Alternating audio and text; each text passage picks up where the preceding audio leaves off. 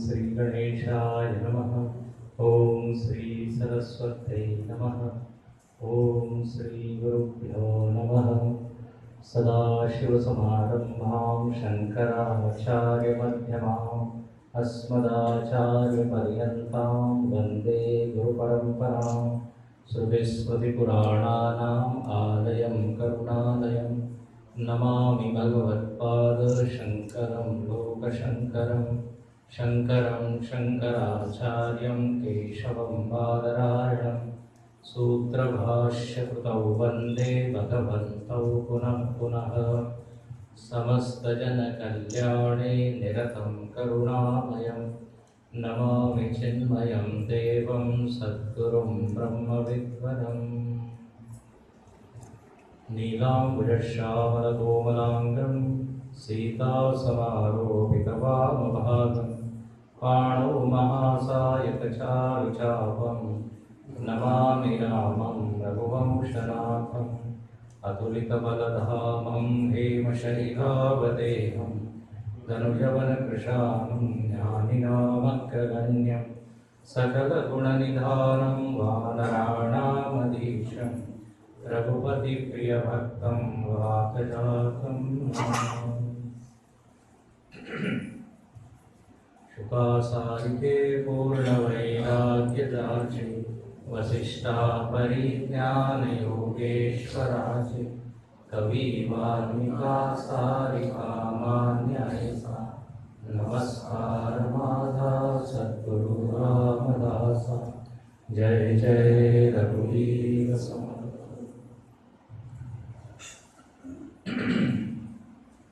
प्रभु श्री रामचंद्र जी उनके दरबार को प्रणाम करते हुए परम पूज्य गुरुदेव के चरणों में नमन करते हुए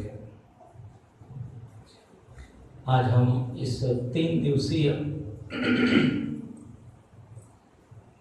सत्संग का प्रारंभ करते हैं। यहाँ पर पधारे सभी साधक जन, भक्तजन, माता भगिनी सभी को जय श्री राम, जय जय रघुवीर समर्थ, हरिओम। पिछले 3 वर्षों से हमारा यहाँ आना हो रहा है और हम लोगों ने विविध प्रसंगों पर यहाँ पे मनन किया है, चिंतन किया है। पिछले वर्ष शायद रामायण का ही प्रसंग लिया था, लेकिन इस वर्ष जो प्रसंग है वो है अद्भुत प्रसंग है। वो है ग्रंथराज दासबोध में वर्णित भक्ति योग। जैसे उत्तर भारत में रामचरितमानस की बड़ी ख्याति है, बड़ी महिमा है, ऐसे ही महाराष्ट्र में 3 ग्रंथ बहुत अधिक लोकप्रिय है। एक है श्री संत ज्ञानेश्वर जी की ज्ञानेश्वरी, जो कि भगवत गीता के ऊपर मराठी लिखी गई भाष्य है, टीका है। ऐसे ही तुकाराम महाराज, संत तुकाराम, उनकी गाथा, लगभग 4000 भजन उन्होंने उसमें लिखे हैं। मराठी में उसको कहते हैं अभंग। और ऐसे ही श्री समर्थ रामदास स्वामी जी, जो कि श्री शिवाजी महाराज के गुरु रहे, उन्होंने एक ग्रंथ लिखा जिसका नाम है दासबोध। श्री समर्थ रामदास स्वामी जी का जीवन परिचय यदि मैं बोलने लगूं तो 7 दिन कम पड़ेंगे। यहाँ पे महाराज लोग बैठे हैं, ये तो नित्य दासबोध का पाठ करते हैं और समर्थ रामदास स्वामी के उनके ही है। तो आप जरूर विस्तार से रामदास स्वामी का जीवन जरूर आप सुनिए। बहुत ही अत्यंत प्रेरणादायी, अपने मन में, व्यक्तित्व में जोश भरने वाला, उत्साह भरने वाला, ऐसा उनका व्यक्तित्व है। अनेक संतों का जब हम नाम लेते हैं तो उसके पहले संत लिखते हैं। संत तुलसीदास, संत कबीरदास, संत ज्ञानेश्वर। लेकिन रामदास स्वामी जी के आगे संत नहीं लिखा जाता, समर्थ। तो उसका कारण है कि रामदास स्वामी सभी दृष्टि से समर्थ थे। ज्ञान की दृष्टि से, भक्ति की दृष्टि से, वैराग्य की दृष्टि से, लौकिक व्यावहारिक ज्ञान की दृष्टि से उन्होंने बारीक बारीक चीजें व्यवहार की लिखी है। प्रवचन सुनने के समय कैसे बैठना चाहिए, सुबह दांत कैसे धोना चाहिए, यहां से सब कुछ लिखा हुआ है। यदि आप लिख रहे हो तो एक कॉलम छोड़ना चाहिए, ये भी लिखा है। इतनी बारीक चीजें हैं, इतना सूक्ष्म उनका ऑब्जर्वेशन, निरीक्षण, व्यवहार कैसे करना, ये लिखा हुआ है। इस ग्रंथ में कितने विषय हैं, आपको आश्चर्य होगा। ये दासबोध में केवल भक्ति, ज्ञान, वैराग्य ही नहीं है।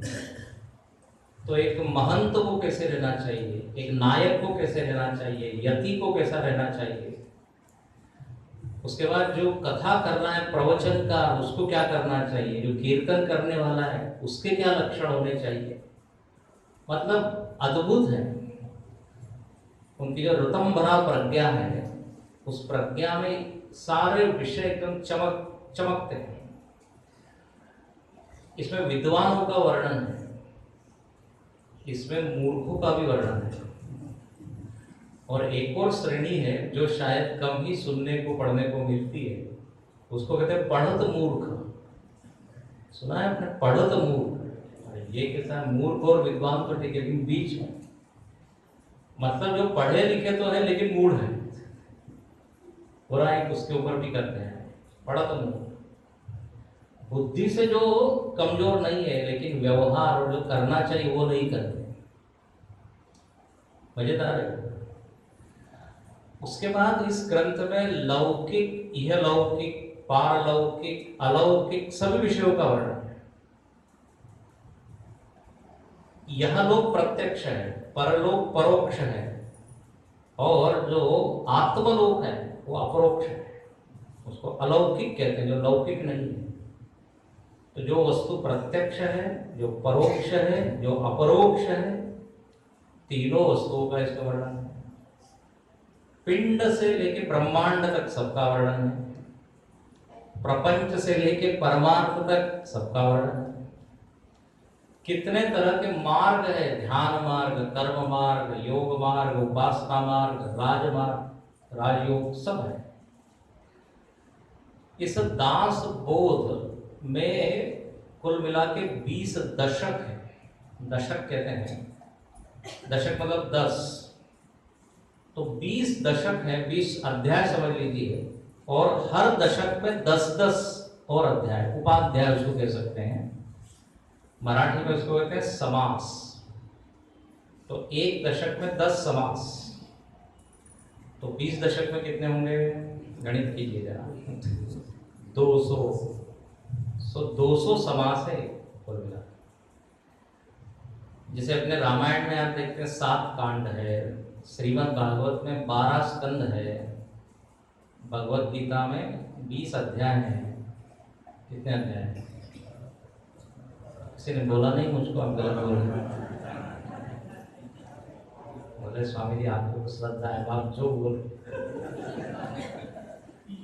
आया तो था कि गलत बोल रहे हैं, लेकिन कैसे कभी कभी हम ऐसा गलत बोल देते हैं, देखते हैं श्रोता उसको कुछ करेक्ट करता है कि नहीं। किसी ने कहा कि आपको बोलने के लिए बिठाया, आप पूछिए मत, बोलते जाइए बस, सुनेंगे। गीता में 20 अध्याय नहीं 18 अध्याय है, और अर्जुन ने कृष्ण को गीता कही। सही है।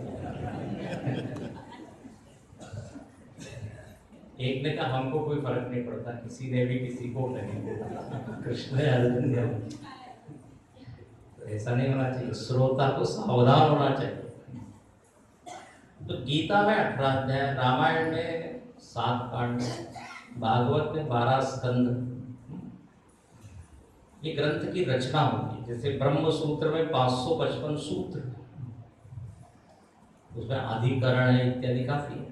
तो ऐसे ही ये दास बोध में 20 दशक और हर दशक में 10 समास। यहाँ पर जो चौथा दशक है उसमें भक्ति योग का निरूपण है। नवधा भक्ति, मराठी में नवविधा भी बोलते हैं, हिंदी में नवधा बोलते हैं। तो 9 प्रकार की भक्ति का वर्णन है। उसी प्रसंग को हम देखेंगे। ये ऐसा पहला ही शायद प्रसंग होगा जब मैं मराठी में ये ओवी पढ़ूंगा और हिंदी में प्रवचन करूंगा।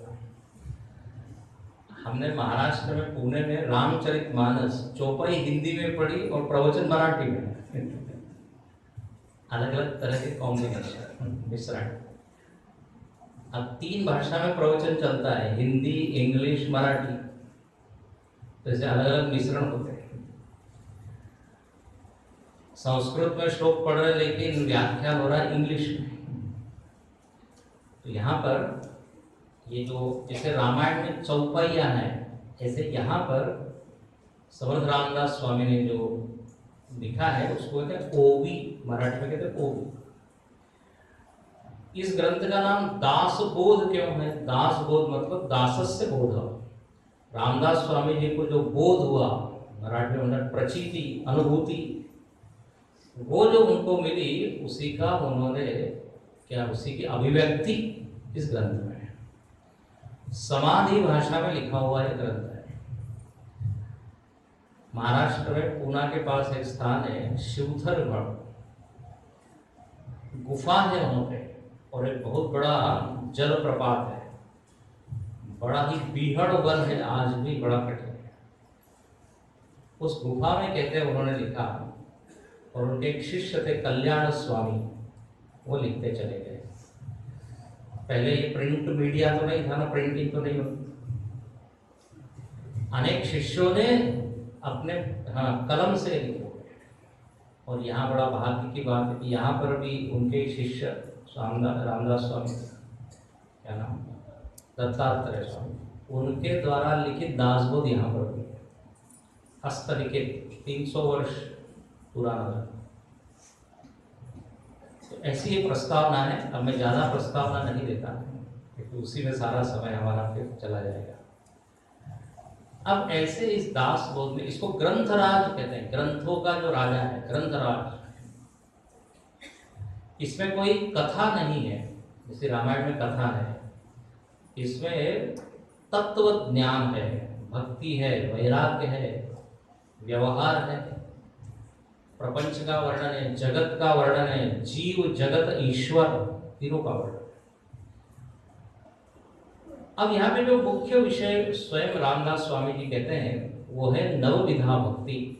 इसलिए पहले ही उन्होंने लिखा है ये थे बोलिला विशद भक्ति मार्ग, यहाँ पे भक्ति मार्ग बताया है।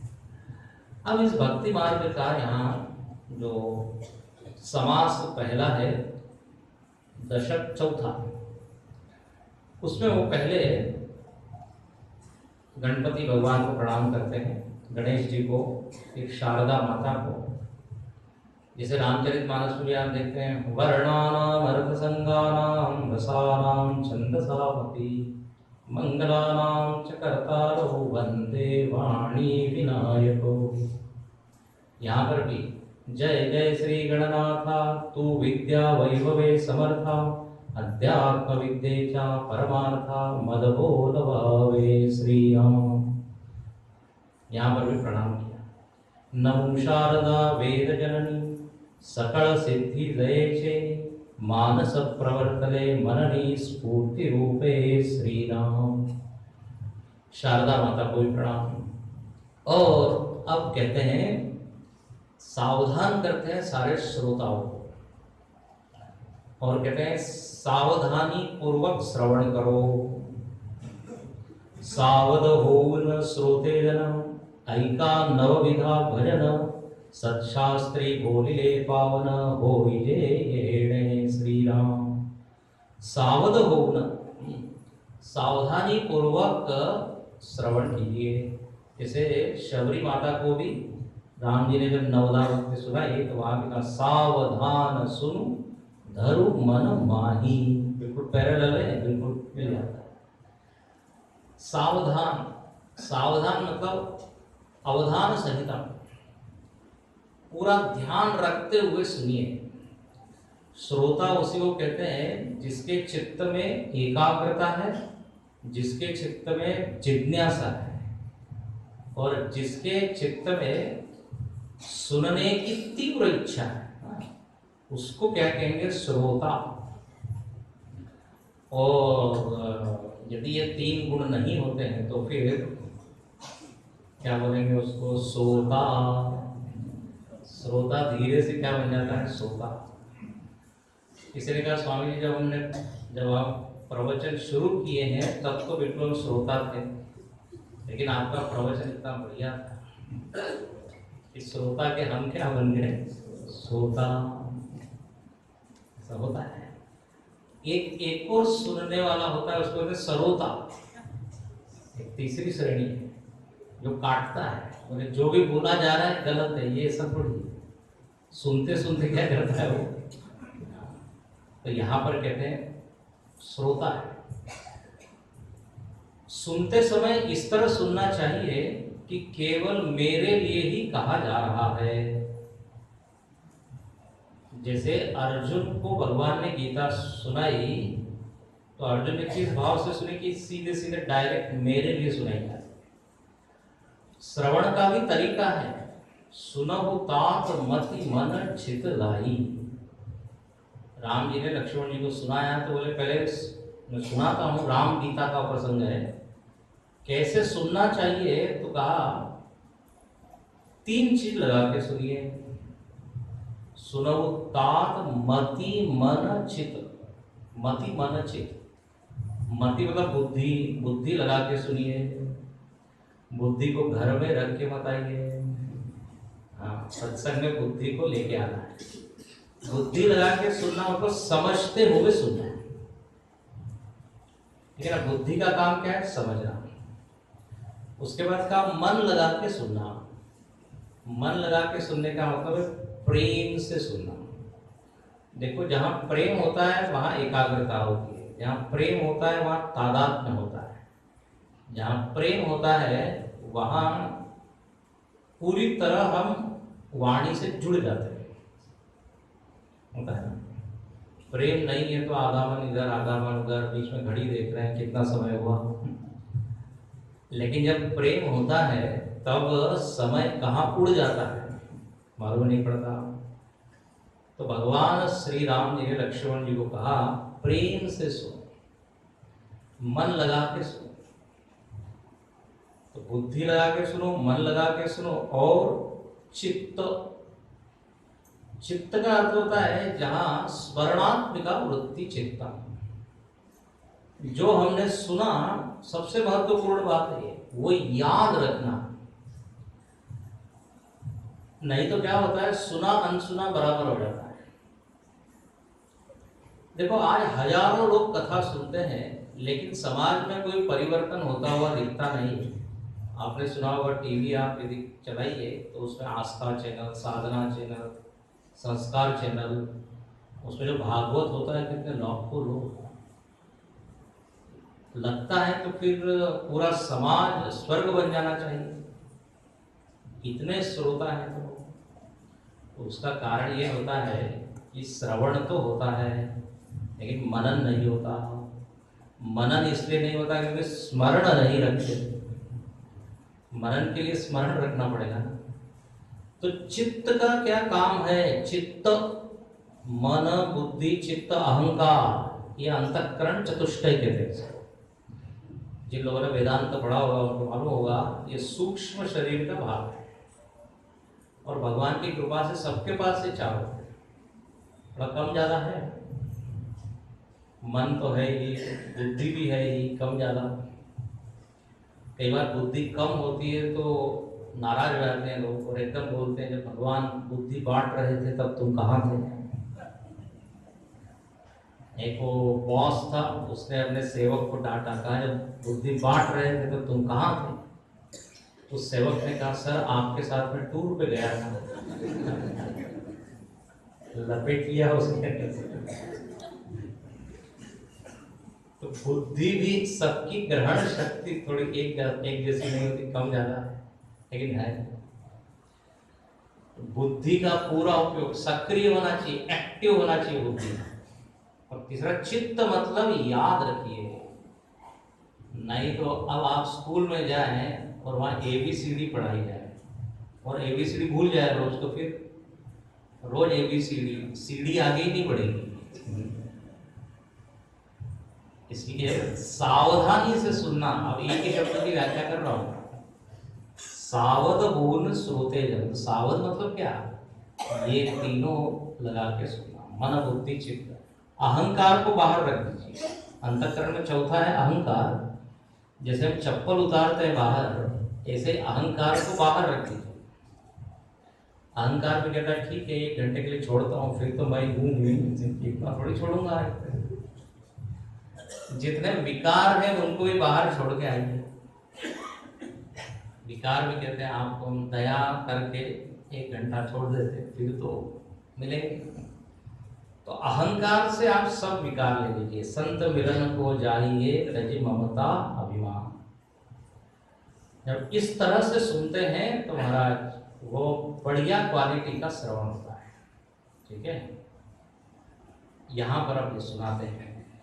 ऐका नवविधा भजन, नवविधा भक्ति सुनाई जा रही है।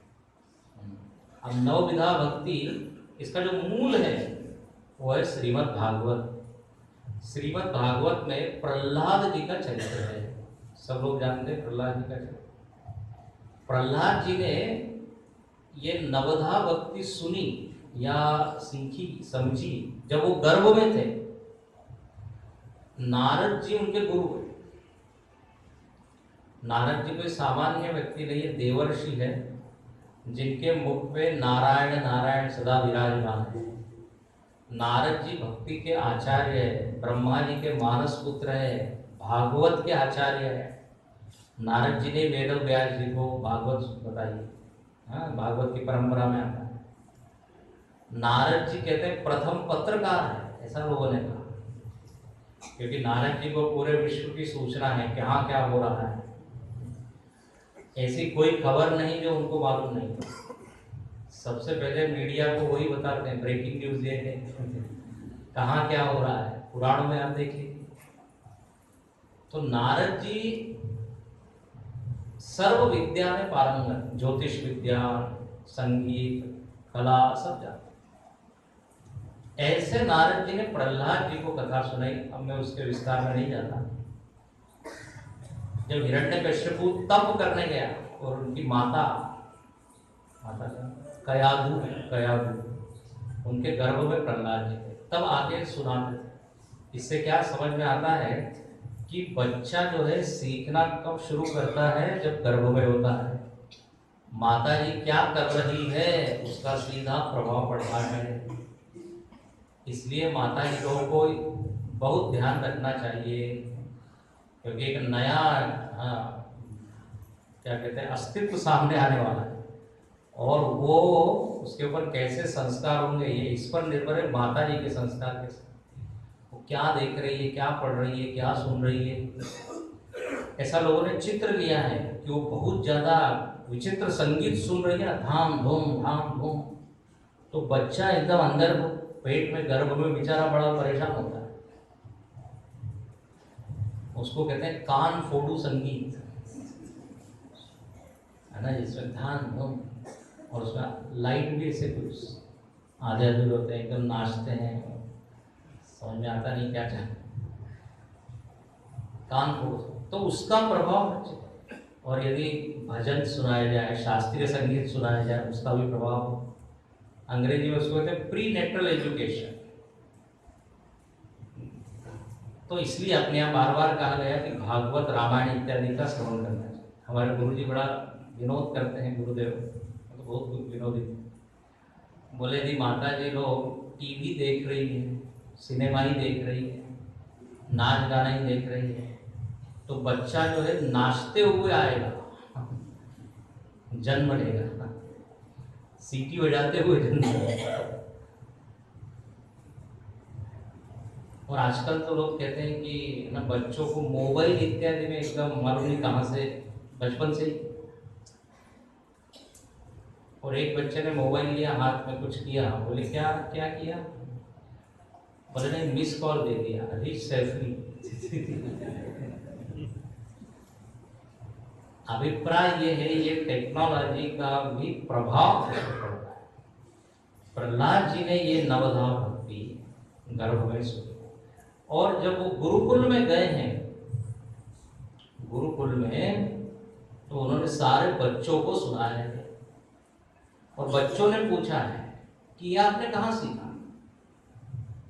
तो वहां पर कहते हैं न पर प्रणीत, उनके जो गुरु लोग हैं उनको भी हिरण्यकश्यप को डांटता है, कहता ये सब क्या सिखा दिया तुमने, विष्णु की भक्ति करनी चाहिए। तो कहते हैं न मत प्रणीता न पर प्रणीता नैसर्गिकी मति इयम, ये मति तो ये लेके ही आया है, ऐसी है नवविधा भक्ति। और उन्होंने क्या श्लोक बोला है, श्रवणम कीर्तनम विष्णु स्मरणम अर्चनम पादसेवनम अर्चनम वंदनम दास्यम सत्यम आत्मनिवेदनम, ये संस्कृत का श्लोक। इसी को आधार बनाते हुए समर्थ रामदास स्वामी ने ये नवधा भक्ति है। अच्छा, आप यदि रामचरितमानस पढ़ें तो उसके भी अरण्य कांड में भगवान श्री राम ने शबरी को नवधा भक्ति सुनाई है। काफी चीजें मिल जाती है, थोड़ा अलग भी है।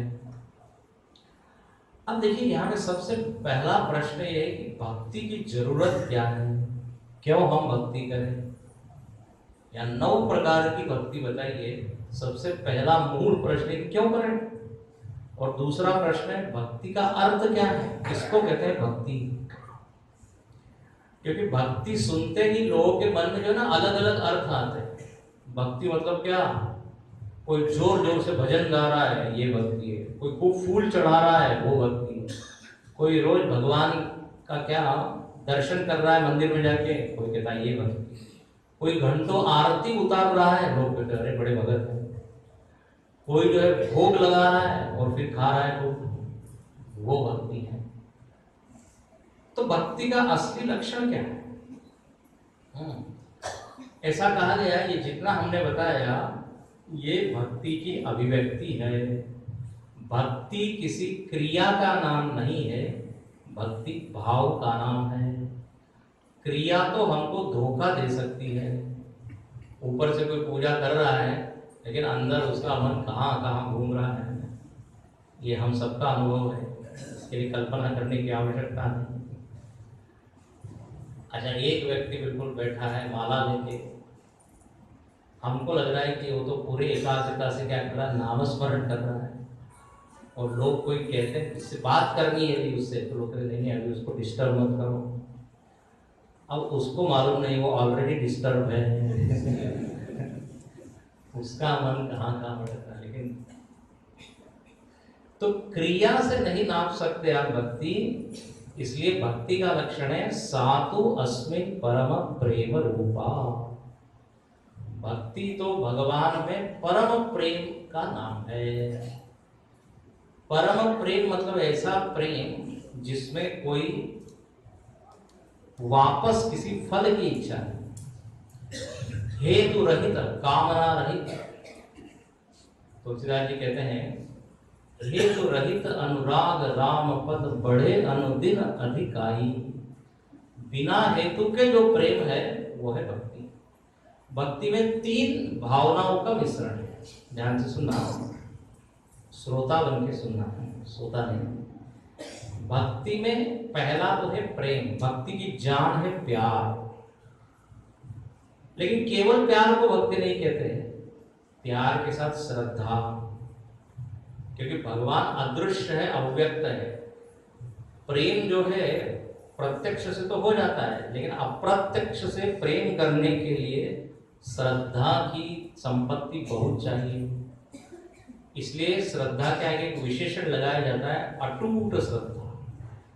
ऐसी श्रद्धा जो टूटे नहीं तो हमारी श्रद्धा बड़ी पतली होती है, थोड़ी इच्छा पूरी नहीं गई। ये श्रद्धा भी बरसाती नदी की तरह, एकदम बारिश में जैसे बहुत नदी बहने लगती है, गर्मी में सूख जाती है, इसी कभी श्रद्धा सूख जाती है। बोले एक इच्छा हमने रखी थी, वो भगवान ने पूरी नहीं की। क्या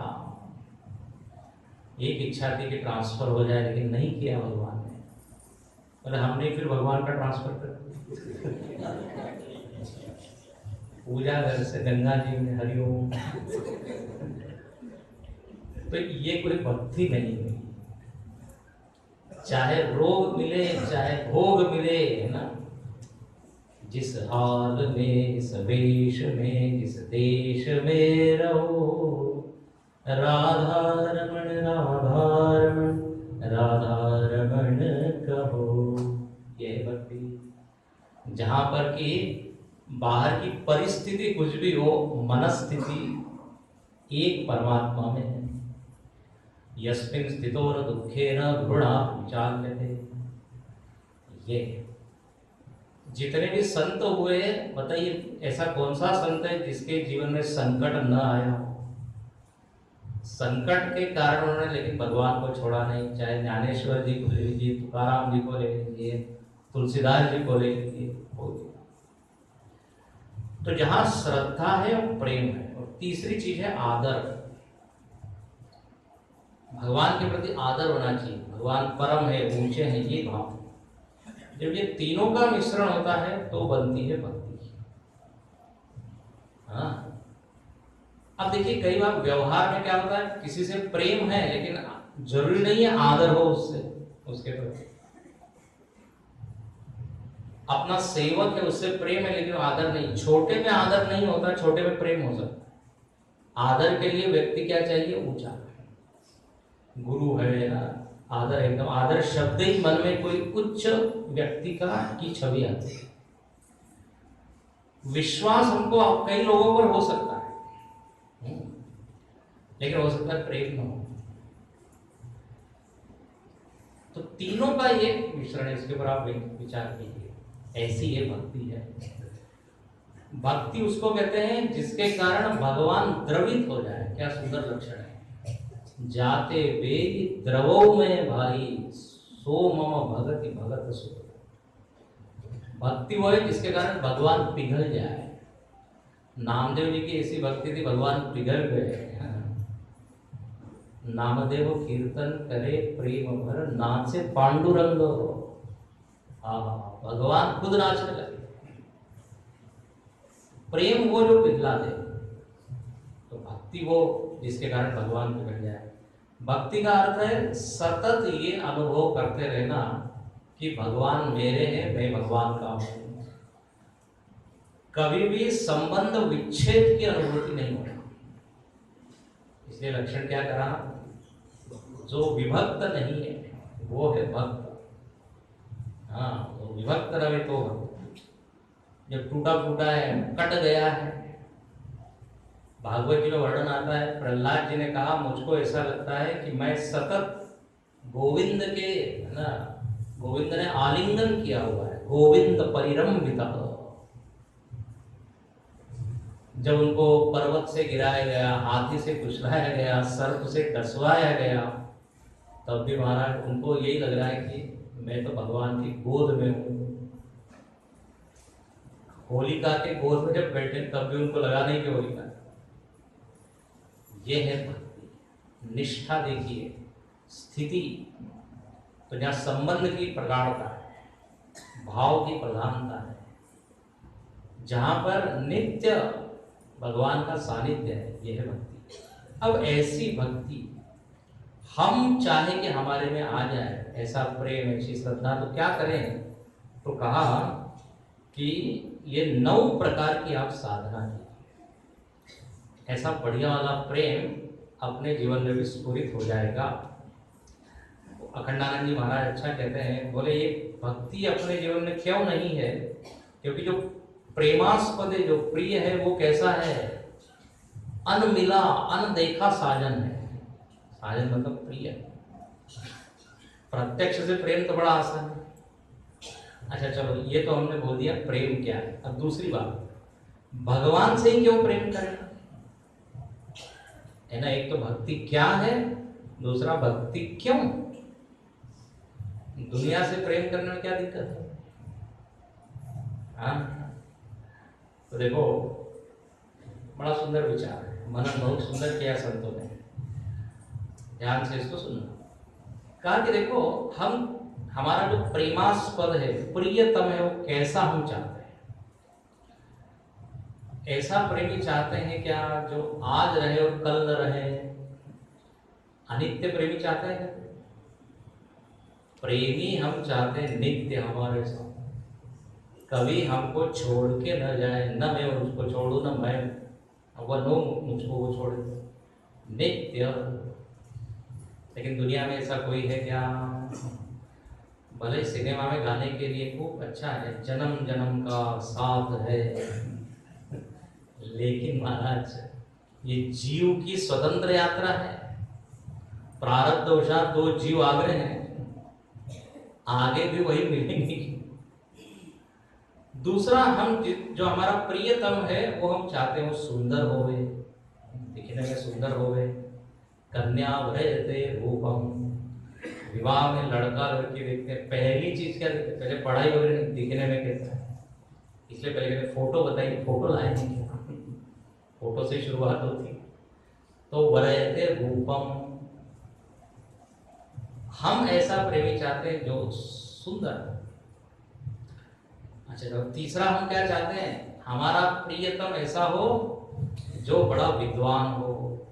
कोई दिखने में तो सुंदर है, लेकिन हाँ, मैं बोलता नहीं, ऊपर के जो वर्ची खोली निकामी कुछ है ही नहीं, खाली दिमाग है, दिखने में बड़े सुंदर हो, कोई उसको नहीं चाहे।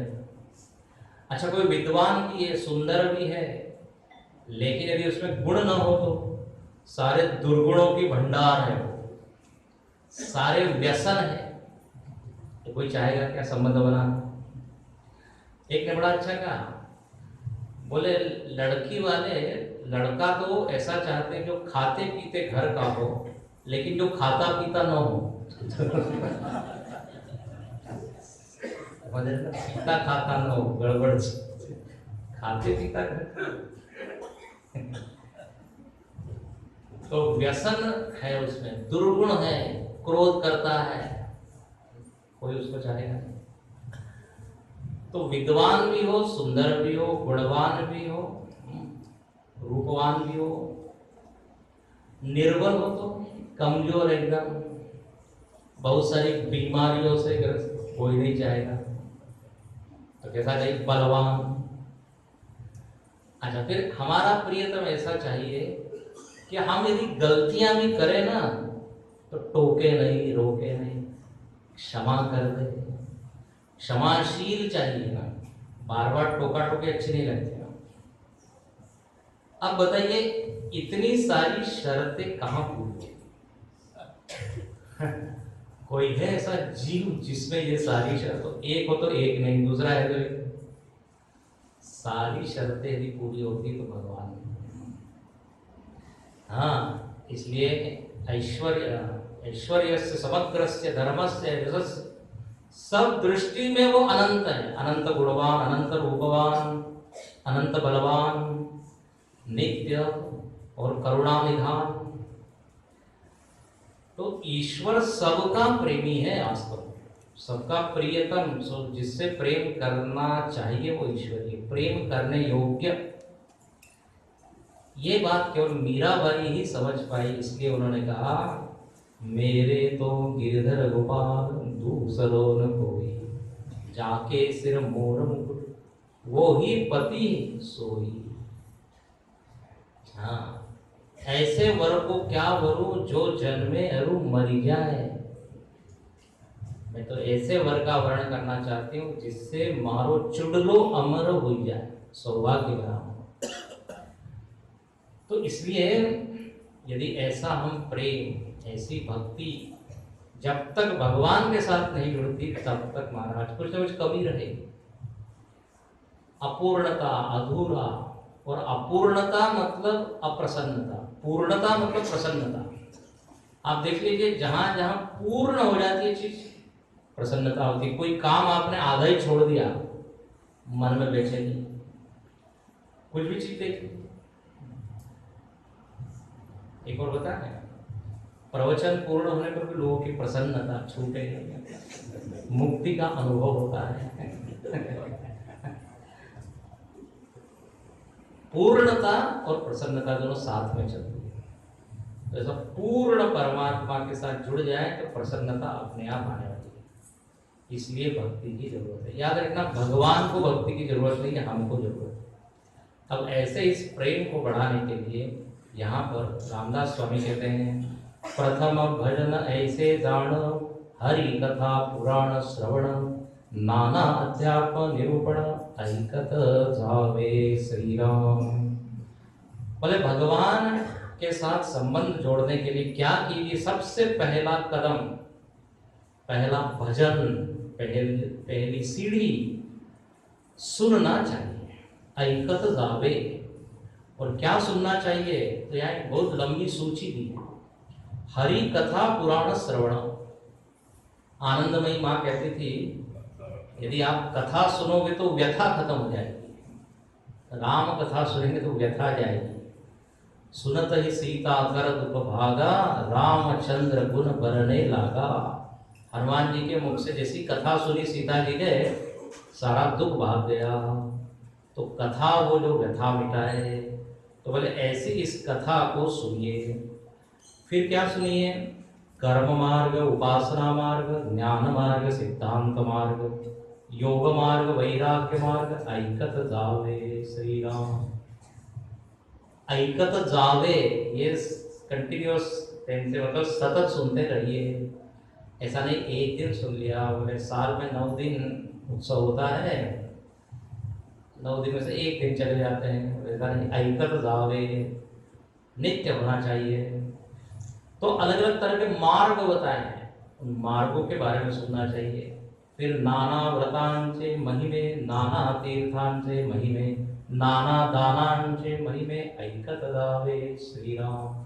कितने तरह के व्रत है वो सुनना चाहिए। एकादशी का व्रत कैसा होता है, पूर्णिमा का व्रत कैसा होता है, शिवरात्रि का व्रत कैसा होता है। तो साधना के बारे में भी सुनते जाना चाहिए। देखो ये श्रवण एक ऐसी चीज है, इससे आपको पूरा एक चार्ट मिल जाएगा, नक्शा मिल जाएगा, आपको कहाँ जाना है, कैसे मुड़ना है, क्या करना है। ये श्रवण बहुत जबरदस्त है, पहली भक्ति है श्रवण। श्रवण में ये समझ में आता है मैं कहाँ खड़ा हूं, मुझको कहाँ काट छाट करनी है, क्या चीज बढ़ानी है। पूरा मार्गदर्शन, मार्ग का दर्शन करा।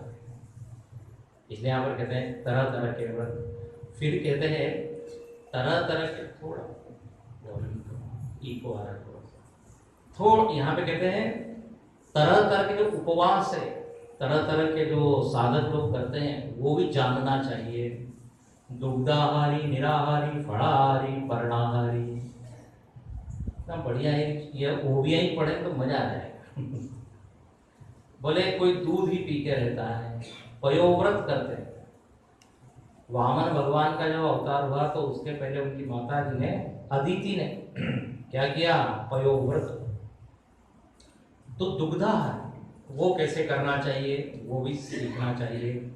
फिर कहते हैं नाना मुद्रा, नाना आसने, नाना देखने, लक्ष्य स्थाने। तरह तरह के, ये योग मार्ग के बारे में बताया। तरह तरह के जो आसन है वो भी सुनना चाहिए, मन से नहीं करने चाहिए। नहीं तो देखा देखी साधे जो छीजे काया बाढ़े रो। बाबा जी वहां कर रहे हैं, टीवी पे देख रहे हैं, हम पद्मासन लगा हुआ, पेट हिला रहे हैं, हम भी वैसे ही। दूसरे दिन हॉस्पिटल में फिर कह रहे बताइए हमने योगासन किया हो। तो ऐकत जावे, पहले देखिए कि कैसे करना है। योग मार्ग जो है ना, उसके लिए काफी भक्ति में तो क्या है, आप कभी भी भगवान का नाम ले सकते हैं, भक्ति स्वतंत्र है, उसमें किसी अधिकार की जरूरत नहीं, कोई भी कर सकता है। लेकिन योग मार्ग में अधिकार की जरूरत है। यदि बीमार हो, हाँ, तो उस समय आप योग नहीं कर सकते। सर्दी हुई हो और प्राणायाम कोई कर रहा है, हो सकता है तो सिरोर चढ़ जाए।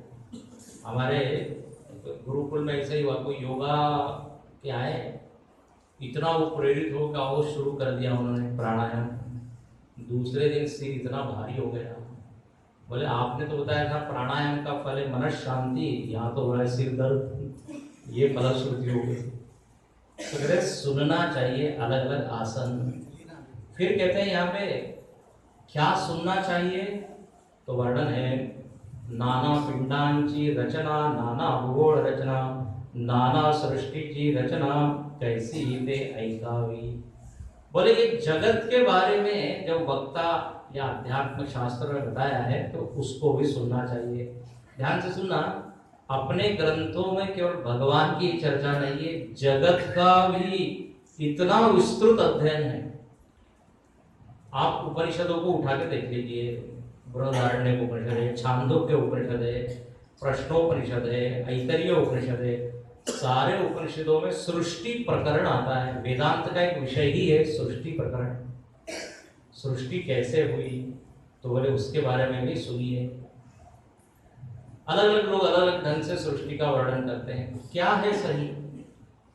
वैज्ञानिक लोग कहते हैं बिग बैंग थ्योरी, एक बहुत बड़ा विस्फोट हुआ और फिर क्या हो गया, ये ग्रह नक्षत्र बन गए।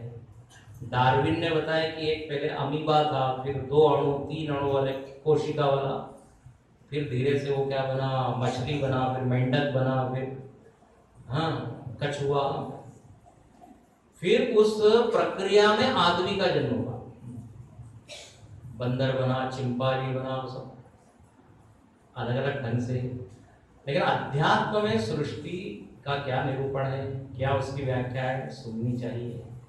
फिर यहाँ पर कहते हैं राग ज्ञान, ताल ज्ञान, नृत्य ज्ञान, वाद्य ज्ञान, ये संगीत का भी ज्ञान सुनना चाहिए, संगीत के बारे में भी सुनना चाहिए। कहते हैं यदि आपको तान से नन्ना हो तो पहले कान से ननिए। बिना सुने नहीं होता। जितने भी बड़े कलाकार लोग हैं देखिए, वो क्या कहेंगे, हमने इनसे सुना। सुनाते ही वो ज्यादा है, सिखाते कम है। पहले सुनो। यहाँ पर भी भगवान की प्राप्ति के लिए दीर्घ काल बहुकाल करिए सत्संगा, तब होई संशय सब भंगा। सुनते रहना चाहिए। आत्मा वारे श्रोतव्य, वेदांत में कहा, उपनिषद में, बृहदारण्य। आत्म तत्व को जानना है तो श्रवण। ये श्रवण एक ऐसी चीज है, देखो कई ऐसे विषय है जिनका ज्ञान हमको केवल सुनने से ही हुआ है। आपको पता है 90% से ज्यादा वस्तुओं का ज्ञान सुनने से। वस्तु, व्यक्ति, अमेरिका नाम का देश है, अब हमको उसका ज्ञान है, गए नहीं है लेकिन ज्ञान है। स्वामी विवेकानंद जी को हमने देखा नहीं, लेकिन उसके ऊपर 1 घंटा प्रवचन कर सकते। बोले कहाँ से हो? इति शुश्रूषा पूर्वेशाम। सुन सुनकर। परीक्षित महाराज इसके सबसे बड़े क्या है आदर्श, श्रवण भक्ति के उदाहरण परीक्षित महाराज। आप जानते हैं ना, 7 दिन में उनका मरण होने वाला था। उन्होंने सुखदेव जी से ऐसा नहीं कहा कि मंत्र बताओ और मरण को कैंसिल करो, ऐसा नहीं कहा। उन्होंने कहा पुंसाम एकांततः श्रेय म्रियमाणस्य को धर्म। जिसका अंतिम क्षण आ गया उसको क्या करना चाहिए, बस हम 7 दिन के लिए सब कुछ छोड़ के वही चीज सुनने के लिए तैयार है। और ऐसा सुना उन्होंने महाराज, कोई बीच में कोई अंतराल नहीं। सुखदेव जी महाराज कहते रहे थोड़ा चाय कॉफी, थोड़ा फलाहार, कुछ खा लीजिए, बोले नहीं। आपके इस कथामृत का पान करके चित्त में इतनी तृप्ति है कि भूख प्यास की याद ही नहीं। और उन्होंने बहुत सुंदर बात की परीक्षित। उन्होंने कहा कि देखो मैं यदि भोजन नहीं करूंगा, कुछ पीऊंगा नहीं, तो भी मैं मरूंगा नहीं, क्योंकि 7 दिन का तो मेरे को मिला हुआ है, 7वें दिन में मरूंगा ना, तो कोई चिंता ही नहीं। और दूसरी एक बात बोले, मुझको ये शाप मिला भूख प्यास के कारण नहीं। यदि भागवत कथा आपने सुनी हो तो इतने भूख से परेशान थे, उन्होंने वो ऋषि का अपमान कर दिया, गले में सर्प डाल दिया, तो उन्होंने श्राप दे दिया 7वें दिन तक्षक। तो बोले अब इस भूख प्यास के चक्कर में नहीं। देखिए जहां हमारा मन लग जाता है तो फिर अन्य चीजें क्या हो जाती, गौण।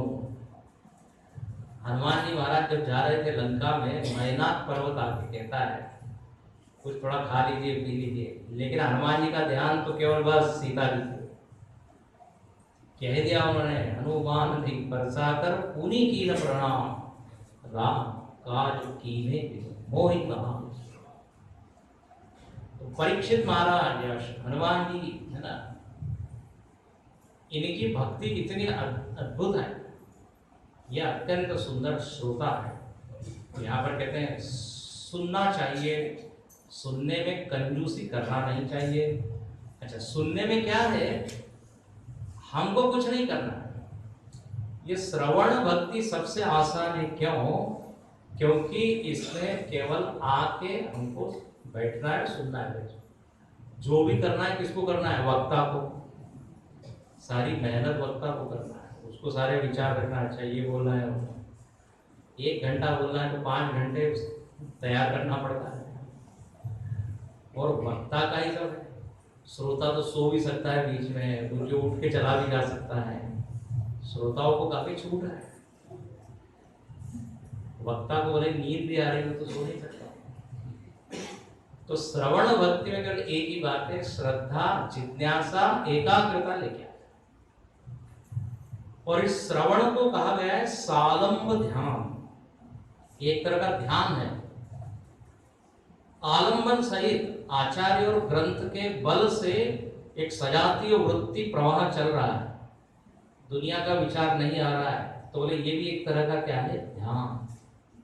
परीक्षित महाराज को ध्यान लगा के, नचिकेता को ध्यान लगते हैं, यमराज जी ने जो आत्म तत्व का ध्यान करा, और इतना बढ़िया से उन्होंने सुना कि जैसा यमराज ने बोला वैसा के वैसा उन्होंने अभिव्यक्ति कर दी, रिपीट कर दी। हमारे गुरुदेव बड़ा मजाक करते थे, यमराज ने जो जो भी ज्ञान दिया जस का तस। और यहाँ तक कि यमराज जी जहाँ बीच में रुके थे तो वो भी रुका, और यमराज जी जहाँ उनको खांसी आई थी बीच में, उसने खास कर बताया महाराज आप यहाँ। यहाँ पे चुटकुला सुनाया था, वो भी याद है 100% सब। नहीं तो हम लोग का श्रवण बड़ा मजेदार होता है। एक व्यक्ति कथा से निकला तो कहा कि आप तो स्वामी जी का प्रवचन सुन के आए, क्या बताया जरा बताइए। बोले वो तो स्वामी जी से पूछिए, वही बोल रहे थे। बोले फिर आप क्या? हम भगवान ने 2 कान दिए हैं, 2 कान का प्रयोजन समझ लीजिए, दोनों कान खुले रख के सुनना है। एक ने कहा कि 2 कान का प्रयोजन है, एक से सुनो दूसरे को से निकाल दो, ये नहीं। तो श्रवण भक्ति में सबसे अधिक उपयोग किसका? कान है। तो एकाग्र होके बोले सुनिए, अपने आप आगे का मार्ग, ये श्रवण समझ लीजिए मोक्ष का क्या है? दरवाजा है। आपने जहां एंट्री की इसमें अपने आप। इसलिए आज सुबह हम भजगोविंदम देख रहे थे तो उसमें भी बिल्कुल ऐसा ही श्लोक आता है, सत्संगत्वे निस्संगत्वम, निस्संगत्वे निर्मोहत्वम, निर्मोहत्वे निश्चलतत्वम, निश्चलतत्वे जीवन मुक्ति। शुरुआत हुई सत्संग से और परिणाम फलश्रुति क्या? जीवन मुक्ति। इसलिए यहाँ पर कहते हैं सुनते रहिए। फिर यहाँ कहते हैं क्या सुनना चाहिए? सगुण देवाची चरित्रे, निर्गुणाची तत्वे यंत्रे, हे रोनी परम पवित्रे, ऐकत गावे श्री राम। सगुण के बारे में भी सुनिए, निर्गुण के बारे में भी सुनिए। हमारे गुरु जी ने कहा कि आप सगुण को के बारे में नहीं सुनोगे, निर्गुण के बारे में नहीं सुनोगे, तो फिर आपके मन में केवल दुर्गुण बचेगा, सगुण भी नहीं निर्गुण भी नहीं। तो दोनों का सुनना चाहिए। और ऐसे श्रवण सगुणाचे, अध्यात्म निरूपण निर्गुणाचे, बहुत सुंदर। चरित्र किसका होता है? सगुण का। रामचरित्र, कृष्ण चरित्र, तो बोले वो तो उनका सुनिए। निर्गुण किसको कहते हैं? तो बोले अध्यात्म ज्ञान को निर्गुण। अध्यात्म का अर्थ होता है आत्म संबंधी, आत्मा से संबंधित जो चीजें उसको बोलते हैं अध्यात्म। हम जब बोलते हैं अध्यात्म ज्ञान मतलब क्या है? जिसका संबंध आत्मा से है। आपने सुना होगा 3 तरह के ताप होते हैं, 3 तरह के दुख, आदि दैविक, आदि भौतिक, आध्यात्मिक। सुना है ना? अब आध्यात्मिक ताप मतलब किसी ने कहा ये आध्यात्मिक ताप मतलब बहुत अच्छे ताप है, नहीं, जिसका संबंध आपसे है। शरीर में होने वाले जो कष्ट है वो आध्यात्मिक ताप है, मन में होने वाले जो चंचलता है, विकार है, वो आध्यात्मिक ताप है। और ये 3 तरह के दुख होते रहते हैं। या तो आदि दैविक, ऐसे दुख जिसका स्रोत मालूम नहीं है उसको आदि दैविक। दूसरा है आदि भौतिक, इस समाज में से जो दुख निकलते हैं वो है आदि भौतिक, भौतिक जगत से। तो तीसरा अपने ही भीतर से। बाहर सब शांति है लेकिन फिर भी हम नहीं सुन पा रहे हैं, क्यों? मन चंचल है। बोले अरे मैंने ताला लगाया कि नहीं, अब ये उसको याद आ गया। अब बस इधर प्रवचन चल रहा है उधर वो ताला ही लगा रहा है। यह आध्यात्मिक भाव। श्रवण करते करते एकदम अश्रद्धा उत्पन्न हो गई। बोले अरे सर ठीक है, अब कोई श्रवण होगा? तो ये अध्यात्म मतलब आत्म संबंधी। तो यहाँ पर कहते हैं आत्मा क्या है, मन क्या है, बुद्धि क्या है, इनको कहते हैं उपाधियां।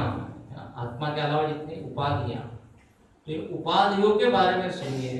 फिर जो निरुपाधिक शुद्ध चैतन्य है, निर्गुण निर्विकार निराकार, उसके बारे में सुनिए।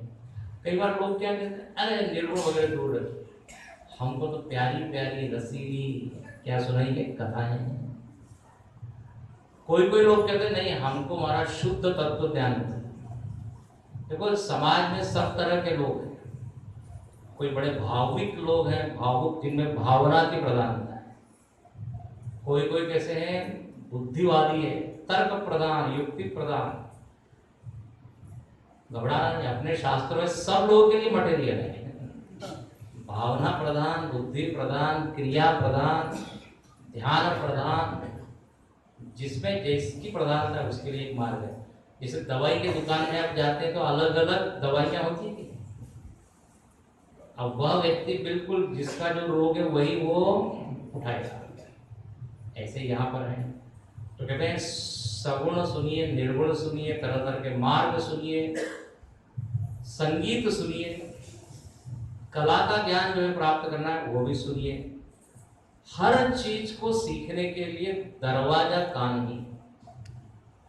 देखो अपने शास्त्र में कहा गया है अतीन्द्रिय विषय वेदाः प्रमाण। जो विषय अतीन्द्रिय है, जिनको हमने कभी देखा नहीं, न देखे जा सकते हैं, उनका ज्ञान कैसे होगा? तो बोले वेदाः प्रमाण, शास्त्र प्रमाण है। उसका श्रवण करते हैं। जो अतीन्द्रिय विषय जो इंद्रियों के परे हैं वो हमको समझ में आ जाते हैं। जैसे आप बताया स्वर्ग क्या है, नर्क क्या है, अब इसका ज्ञान कैसे होगा? तो बोले सुनने से। यहाँ लिखा है रव रवादि कुंभ पाप नाना यातना येमलोक सुख दुखादि स्वर्ग नरक कैसा तो ऐका श्री राम। स्वर्ग क्या है, नरक क्या है, इसका यदि ज्ञान प्राप्त करना है तो सुनिए। हम भले ही सब कुछ जो जिसका भी मरण होता है हम क्या बोल देते हैं? स्वर्गवासी, बेनिफिट ऑफ डाउट अंग्रेजी में कहते हैं। अब स्वर्ग गया है कि किधर गया है बोले जाने के बाद, लेकिन किसकी गति स्वर्ग में होती है, किसकी गति नरक में होती है, ये पढ़ना है, ये जानना है तो गीता सुनिए, शास्त्र सुनिए। गीता का 8वां अध्याय है सूर्य मार्ग चंद्र मार्ग। श्रीमद् भागवत में एक अध्याय पोषण अजामी की जिसमें कथा आती है, उसमें नरकों का वर्णन है। कितने नरक है। नरक मतलब क्या? जहाँ खूब पिटाई होती है, हाँ हू हा चिल्लाते हैं वो, जहाँ हमारी कचौड़ी पकौड़ी बनाई जाती है, मतलब गरम गरम खोलते हुए तेल। स्वामी जी ज्यादा वर्णन मत कीजिए। अच्छा 27 तरह के नरक होता है, आपको सुना देते हैं। बोले मत सुनाइए कोई। और वहां पे ऐसा लिखा है, यदि ये आपने पाप किया है तो ये है, ये पाप है तो ये है। वो पढ़ के डर लगता है, इसमें से कुछ पाप तो हमने भी लेकिन डरिए नहीं, उससे बचने का उपाय भी बताया है। उपाय क्या है? भक्ति है। भक्ति होगी तो सारे पाप इत्यादि माफ ही नहीं करते भगवान, साफ भी कर देते हैं, ऐसा लिखा है। और नाम स्मरण में तो सबसे बड़ी ताकत है। ऐसा लिखा है, नाम में इतने तरह के पापों को जलाने की क्षमता है, उतने पाप हम कर भी नहीं सकते। ये है नाम। जैसे एक अणु होता है, छोटा होता है, लेकिन उसमें कितनी शक्ति है कि पूरे ब्रह्मांड को जला सकता है, पृथ्वी को जला सकता है। तद्वत देखेंगे नाम स्मरण वक्त। तो इसलिए ये स्वर्ग आदि लोक लोकांतर का भी निरूपण अपने शास्त्रों में। स्वर्ग मतलब जहाँ सुख ही सुख है। स्वर्ग का आपने देखा होगा, एक धार्मिक सीरियल में आता है, स्वर्ग मतलब जहाँ क्या है, सब लोग एकदम चमकदार कपड़े पहने हुए और वहां निरंतर सांस्कृतिक कार्यक्रम हो रहा है। उर्वशी रंभा आदि नृत्य कर रही है, गंधर्व निरंतर गान कर रहे हैं, सारे देवता लोग हाथ में लेके पी रहे हैं, जो हम लोग पीते वो नहीं यहाँ पे अमृत इत्यादि। स्वर्ग का वर्णन यदि आप सुन लेंगे ना तो कहेंगे बस अभी ले चलो मुझको, कितना बढ़िया है। स्वर्गे लोके न भयम किंचन अस्ति न तत्र जरया विभेति। कठोपनिषद में कहा, यहाँ जरा अवस्था नहीं है, जरा अवस्था तो वृद्धावस्था नहीं है। वहां पे कोई भी वरिष्ठ नागरिक संघ नहीं है ही नहीं कोई वरिष्ठ नागरिक। वहां पे कोई हॉस्पिटल भी नहीं, क्योंकि न रोग। ओ कभी आपने सुना है क्या कि कोई देवता जो है आईसीयू में ऐसा स्वर्ग का सुंदर सुंदर वर्णन। अच्छा, सिर्फ हिंदू धर्म में नहीं, इस्लाम हो क्रिश्चियन हो, सारे धर्मों में स्वर्ग, उनके यहाँ तो स्वर्ग ही परम लक्ष्य है, अपने यहाँ तो स्वर्ग एक बीच की सीढ़ी है, मोक्ष लक्ष्य। तो कह सुनना चाहिए। हाँ, लेकिन यार लिखते हैं अंत में तो क्या सुनना है, सब चीज सुनिए, इन सार लीजिए जो अपने को पकड़ना है। स्वर्ग नरक तो बीच में है सब ये, लेकिन हमको परमात्मा तत्व के बारे में जान के उससे एकरूपता को प्राप्त करना है। इसलिए कहते हैं सायोज्यता मुक्ति कैसे होती, कैसे पाविजे मोक्षाते, या कारणे नानामते शोभित धावी। श्री राम कैसे सायुज्य मुक्ति सारूप्य मुक्ति मिलेगी, ये सुनना चाहिए। सारा सार उच्चारणा, क्या सार है क्या असार है, ये सुनना चाहिए। इस तरह यहाँ पे ये श्रवण भक्ति से निरूपण, ये श्रवण भक्ति है। अब देखो दास बोध में ये भक्ति का निरूपण है, श्रवण भक्ति। ये आपको कब हुआ, जब आपने सुना। बिना सुने कोई ज्ञान। इसलिए श्रीमद् भागवत में लिखा है प्रविष्ट कर्णरंध्रेण। भगवान कहां से प्रवेश करते हैं, तो बोले कान से। ऐसी ये पहली भक्ति यहाँ पे कह दी। बिल्कुल ऐसी भक्ति एक पंक्ति में गोस्वामी जी ने वहां बोल दिया, प्रथम भगति संतन कर संग। संस्कृत में उसी को बोल दिया श्रवणम, हो गया। तो ये पहली भक्ति हुई। अब श्रवण व्यक्ति करता है तो धीरे धीरे उसके भीतर भगवान के प्रति प्रेम बढ़ जाता है, और जब प्रेम आता है तो फिर देखो कीर्तन करता है। ये जो 9 प्रकार की भक्ति, इसको आप सीढ़ी के रूप में भी ले सकते हैं, या एक एक भक्ति अपने आप में पूर्ण है। जैसे परीक्षित महाराज ने श्रवण भक्ति की और उसी से वो मुक्त हो गए। अर्जुन ने श्रवण भक्ति केवल सुना ही और वो उसको ज्ञान हो गया, नष्ट हो गया। तो एक एक में भी ये पूर्ण है, या फिर इसको आप सीढ़ी के रूप में भी देख सकते हैं। दोनों तरह से व्याख्या इसकी होती है। अब दूसरी जो भक्ति है वो है कीर्तन भक्ति। दूसरे कीर्तन ऐका श्रोति भगवत भजन पुस्तिते ते नवविधा प्रकारे बोलिले त्यात प्रथम श्रवण निरूपिले दूसरे कीर्तन ऐका। श्री राम। लेकिन अब जो सुन रहा था उसने कहा कि अब आप कल सुनाइए। वहाँ तो नहीं होगा, ध्यान स्वामी नहीं बोला, लेकिन हम लोगों के लिए समय अभी पूरा हो। तो आज आपने श्रवण का ही श्रवण किया है ना। अब कीर्तन